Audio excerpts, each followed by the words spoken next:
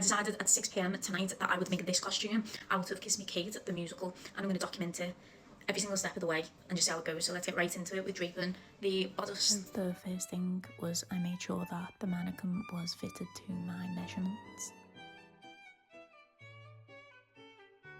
So I can't speak for other people, but I find other people's patterns extremely hard to work with, so I only ever drape on a mannequin and make my own designs. I use about 1/2 meter of calico fabric.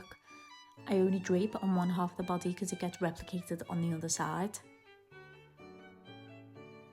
Then I start pinning my fabric down the centre of the mannequin or wherever needs be.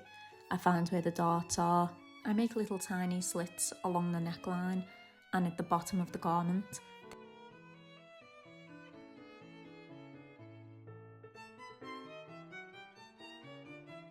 At this stage, it really is a case of smoothing, pinning, refining until you get the result that you desire. I like to make little tiny slits along the neckline and along the bottom of the garment.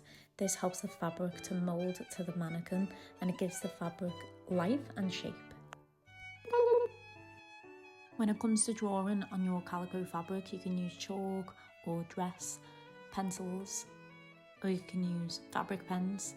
But I really like any type of pen because at the end of the day, it's my own costume. No one else is getting it but me. So I really don't mind.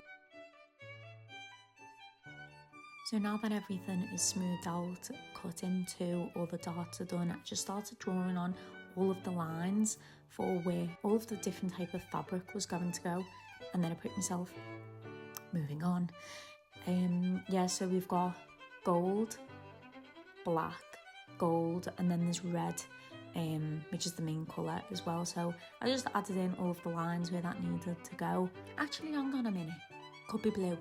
Looks like dark blue. I have kept in mind as well that I have added no seam allowance onto this. So every single piece that I cut up will need 1 centimetre of seam allowance around it so that I can actually sew and actually make it the measurements it needs to be.